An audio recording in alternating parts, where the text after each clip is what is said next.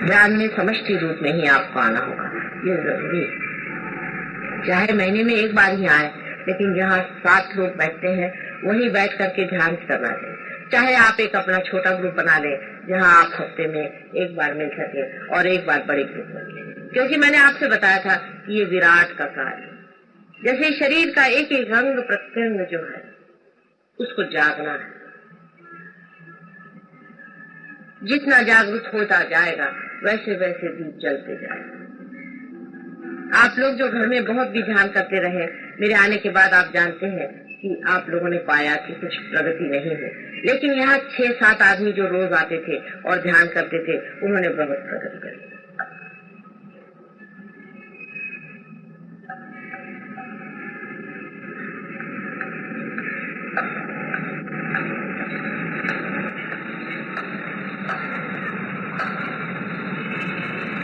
ध्यान में अगर आपकी आंखें फड़क रही हो तो समझ लेना चाहिए कि आज्ञा चक्र पे कोई चोट हो रही है।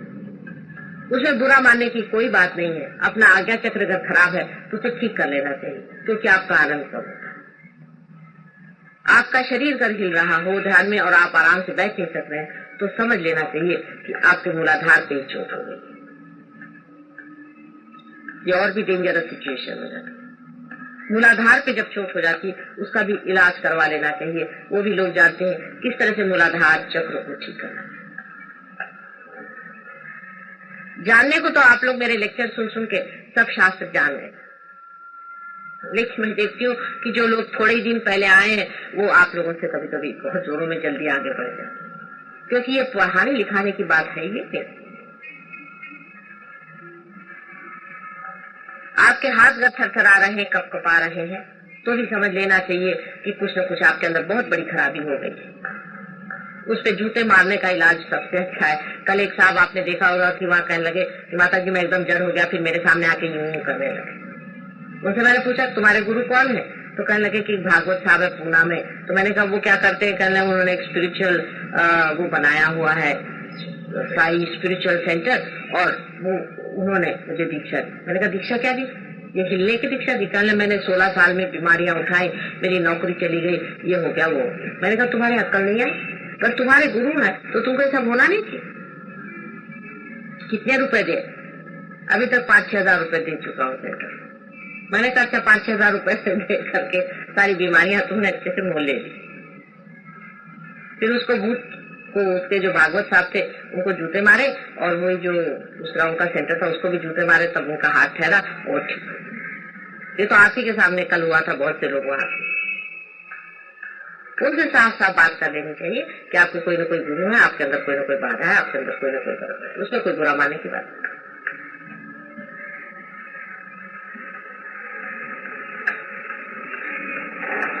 लेकिन मैं देखती हूँ कि एक को जरा सी भी बाधा पकड़ती है और दूसरा बाधे वाला बराबर उसके साथ में खड़ा हो जाता है। लाइन से वहां खिंच जाते हैं साथ में, और पता हो जाता है कि सारे बाधे वाले साथ बैठे। असल में ऐसा बैठना नहीं है, सबको अलग अलग बैठना चाहिए अधिकतर। जैसे कि कोई ग्रुप बना लेते हैं, बहुत गलत बात। जैसे कि थाने वाले आए तो थाने वाले साथ बैठ गए, फलाने आए, ऐसा आप अलग अलग बैठे, बहुत जरूरी। सब इकट्ठे होकर मत बैठे। दूसरी बात यह है कि जैसे कोई बुढ़े हैं, उम्र में ज्यादा है, बुजुर्ग है, कुछ बीच के हैं, कुछ छोटे हैं। छोटे बच्चों को तो ऐसी कोई विशेष बात नहीं, लेकिन जो बीच के और ये लोग हैं ये सब अलग अलग बैठे। जो बुद्ध है वो जवान लोगों के साथ बैठे, जो जवान है वो बुद्धों के साथ बैठे। 4-5 जवान इकट्ठे हो जाए तो भी आफत हो जाएगी, और 4-5 बुढ़े इकट्ठे हो जाए तो भी आफत हो जाएगी। आप देख लीजिए, होता है। जवानी और बुढ़ापे की जो समझ है दोनों बांटने की चीज, वो भी आप सामूहिक चेतना में बांट सकते हैं।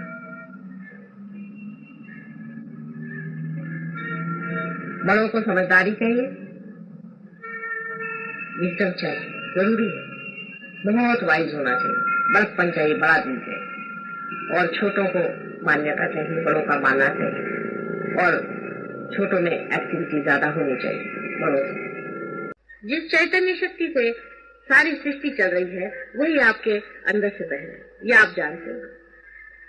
फिर जिन हाथों से, जिन पांव से ये चीज बह रही है उसको अत्यंत पवित्र रखा, मेरा मतलब धोने दबाने से नहीं।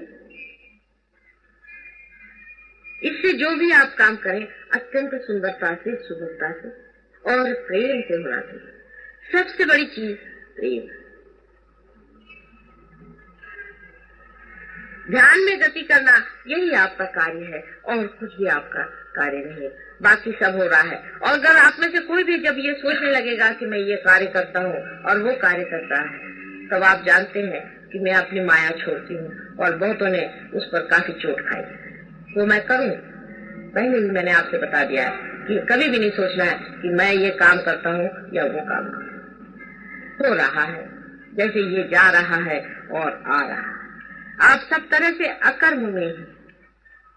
जैसे कि सूर्य ये नहीं कहता कि मैं आपको प्रकाश दे, वो दे रहा है क्योंकि वो एक शांता में परमात्मा से इतनी प्रचंड शक्ति को अपने अंदर से बहा रहा है। ऐसे ही आपके अंदर से अति सूक्ष्म शक्तियां बह रही है क्योंकि आप एक सूक्ष्म मशीन है। आप सूर्य जैसी मशीन नहीं है, आप एक विशेष मशीन है जो बहुत ही सूक्ष्म है, जिसके अंदर से बहने वाली ये सुंदर धाराएं आपके अंदर एक अजीब तरह की अनुभूति देंगी ही, लेकिन दूसरों के भी अंदर उनके छोटे छोटे सूक्ष्म सूक्ष्म जो पहलू हैं, जो छोटे छोटे यंत्र हैं, मशीनें हैं, उनको एकदम से प्रेम पूर्वक ठीक कर दें। ये जो शक्ति है ये प्रेम की शक्ति है। इसलिए इसका वर्णन कैसे करूं मैं आपसे। इस मशीन को ठीक करना है तो आप किसी भी चीज से रगड़ मगड़ के ठीक कर दें, कोई आप स्क्रू लगा दें, कार इसमें ठीक हो जाएगा। लेकिन मनुष्य की मशीन जो है वो प्रेम से ठीक होती है। उसको बहुत जख्म पाया है, बहुत जख्म है उसके अंदर में, बड़ा दुखी है मानो। उसके जख्मों को प्रेम के दवा से आपको ठीक करना है जो आपके अंदर से बह रहा है। ये वाइब्रेशन सिर्फ प्रेम है। जिस दिन आपकी प्रेम की धारा टूट जाती है, वाइब्रेशन रुक जाती है। बहुत से लोग मुझसे कहते माता जी हमको बाधा हो गई, हमारे हाथ से वाइब्रेशंस बंद हो गए। आपके अंदर से प्रेम की धारा टूट गई। प्रेम का पल्ला पकड़ा रहे, सिर्फ प्रेम का वाइब्रेशन बहते रहेंगे क्योंकि यही प्रेम परमात्मा का जो है वो बहेगा और वही बह रहा है। इतनी अद्भुत अनुभूति है, इतना अद्भुत समय हुआ। क्या ये सब व्यर्थ हो जाएगा क्योंकि आपने इसमें पूरी लगन से मेरा साथ नहीं दिया?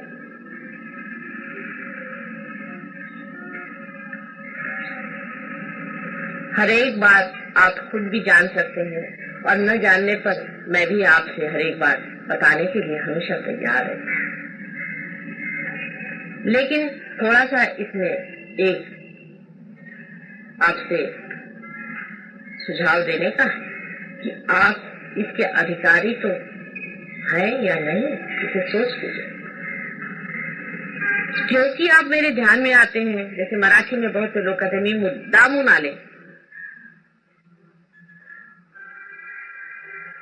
इससे आप अधिकारी नहीं।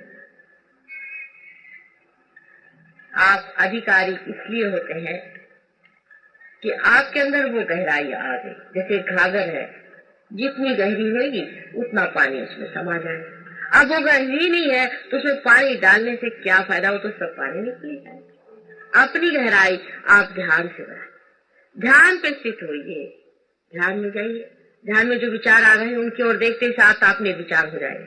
निर्विचार होते ही उस अचेतन मन में, अचेतन सुप्त चेतन नहीं कह रहे, अचेतन मन में अपनी चेतना के सहित आप जाएंगे। आपकी चेतना, आपकी कॉन्शियसनेस खत्म नहीं होती। वहां आप चेतना को जानेंगे।